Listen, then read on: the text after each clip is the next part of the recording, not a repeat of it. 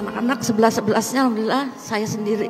Jadi saya punya cita-cita dengan izin Allah ya, baca, tulis, hitung dan baca Quran di tangan ibunya sendiri. Ini saya buat dari anak pertama sampai anak nomor 11, sebelum meninggal juga sudah banyak hafalan surat-surat pendeknya di juz 30. Umur 4 tahun Allah panggil. 4 tahun. Ya. Nah, itu jadi dibuat kurikulumnya Mas. Sampai Di kurikulum ya. Ya dibuat. Saya bikin sendiri.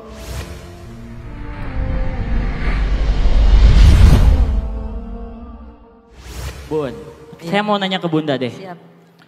10 Bun, 10 anak Bunda. Yang ada. Yang ada. Saya aja 3 Bun di rumah. Kadang suka bingung ngurusnya bagaimana. Kasih tips dong Bun, 10 anak yang ada, semuanya hafiz Quran. Apa sih tips yang paling utama yang harus dilakukan oleh orang tua agar anak-anak bisa menjadi seperti itu? Itu Bun. Bismillahirrahmanirrahim. Rabbi syrah li sadri wa yassir li amri wahlul min lisani yafqahu qawli. Pertama memang tips ya praktis. Boleh Bun. Menyandarkan diri kita kepada Allah Subhanahu wa taala. Karena anak ini titipan. Jadi minta tolong sama Allah. Hari itu kok saya tiap tahun melahirkan. Jadi orang lihat saya itu kalau nggak gendong di dalam, gendong di luar. Anak yang paling dekat umurnya itu nomor 1, nomor 2, nama nomor 6 dengan nomor 7 dengan nomor 8. Nah alhamdulillah keempat-empatnya sudah selesai 30 juz dan ya secara umum Allah beri karunia berprestasi. Yang kedua, memang harus kerjasama dengan suami, ini penting. Alhamdulillah ada bapak dan ibu di sini hadir. Tepuk tangan buat bapak-bapak utamanya. Tepuk tangan bapak-bapak. Karena pemimpin dalam keluarga itu adalah bapak. Ya.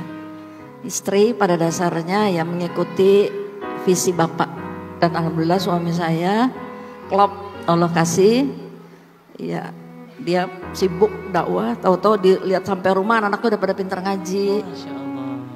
Udah bisa baca Quran, hafalannya sudah nambah. Begitu lihat saya hamil terus, jadi dia ambil anak yang paling gede untuk setoran hafalan sama bapak. Nah, saya sementara pegang adik-adiknya. Yang ketiga, memang ini tips juga ya saya kira penting Bapak Ibu, membuat peta kayak kurikulum lah gitu. Ada target-target, misalnya anak kita umur 6 tahun harus sudah selesai membaca Al-Quran dengan bacaan dan tajwid yang benar. Jadi dulu cita-cita saya sebenarnya bukan menjadikan anak-anak hafiz, tapi kepingin anak-anak jadi anak yang soleh. Insya Allah. Nah, soleh itu mencakup semuanya. Nah, Allah kasih ya kemudahan untuk menghafal Al-Quran. Ini juga sesuai insya Allah dengan perintah Allah dalam Al-Quran. Rabbi habli minas solihin. Juga hadis Rasulullah SAW, waladun solihun yad'ulahu. Jadi yang diminta oleh Allah kepada kita bagaimana mendidik anak-anak menjadi anak yang soleh. Nah itu, jadi saya suka nangis juga nih, sebenarnya nangis sama dengan anak-anak. Boleh Bu, gak apa-apa.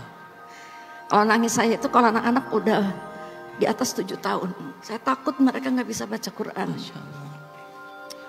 Jadi saya sampai yang ini keempat ya, janji saya kepada Allah. Pokoknya gimana, jangan sampai anak-anak bisa baca Quran di tangan orang lain. Anak-anak 11-11-nya alhamdulillah saya sendiri.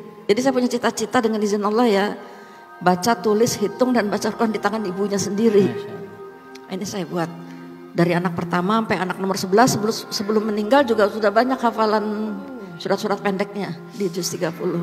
Umur 4 tahun Allah panggil. 4 tahun ya. Nah, itu jadi dibuat kurikulumnya Mas. Sampai di kurikulum ya Bu? Ya dibuat. Saya bikin sendiri. Tantangan-tantangannya ada sih. Nah ini nggak sendirian ya, sama suami, sama keluarga besar.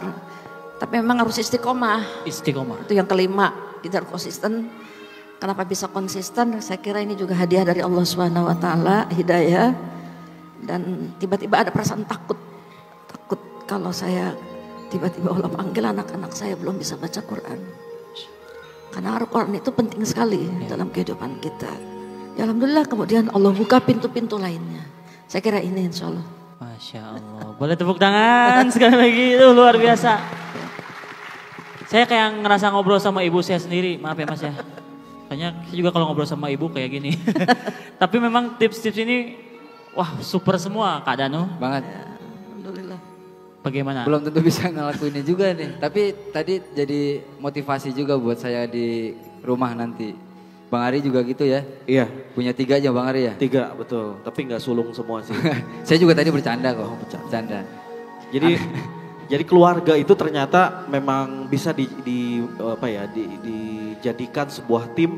Betul. Gimana caranya bisa bersama-sama saling kerjasama ya Bu ya. Ya. Saling bantu-membantu gitu. Yang udah bisa ngajarin adiknya gitu mungkin ya Bu ya. Iya, saya buat seperti itu. Jadi anak-anak jarang keluar rumah. Saya Oh, bikin anak nomor 1 bertanggung jawab dengan anak yang nomor 9. Oh iya. Anak yang nomor 2 bertanggung jawab terhadap anak yang nomor 10. Jadi tingkat kesulitan yang paling tinggi dipegang oleh anak yang paling besar. Masya Allah.